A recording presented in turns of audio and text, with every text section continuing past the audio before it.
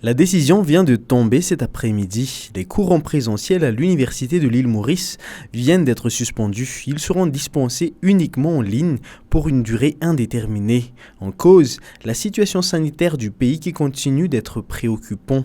Rien que du 1er au 6 novembre, l'île Maurice a connu 37 décès dus au variant Delta du Covid-19. Les nouveaux cas et les admissions à l'hôpital restent aussi élevés.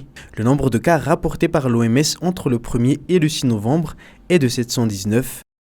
Le ministre mauricien de la Santé a fait part de 131 nouveaux cas pour le dimanche 7 novembre, ce qui fait 854 cas en une semaine, un record hebdomadaire depuis la fin du mois de septembre.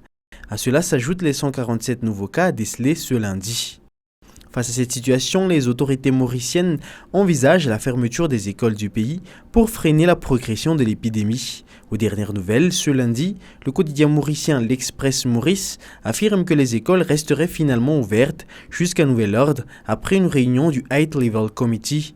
La situation à l'île Maurice devient préoccupante pour Madagascar.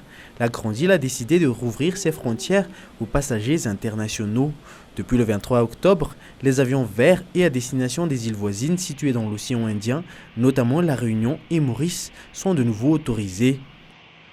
Pour Air Mauritius, 7 vols sont prévus à destination d'Antananarivo jusqu'en décembre, dont 3 ont déjà atterri. Pour le moment, les autorités malgaches n'ont pas encore décidé de suspendre les vols en provenance de l'île Maurice. Les autorités envisagent cependant de dévoiler la liste rouge des pays qui seront interdits de liaison avec Madagascar dans les prochains jours, nous indique une source autorisée auprès du ministère du Transport et de la Météorologie. La question est de savoir si l'île Maurice sera dans cette liste. En attendant, les passagers qui proviennent de l'île sont soumis aux mêmes exigences que tous les autres. Test PCR négatif 72 heures avant le vol, contre-test à l'arrivée et confinement de 24 heures à 48 heures en attendant les résultats.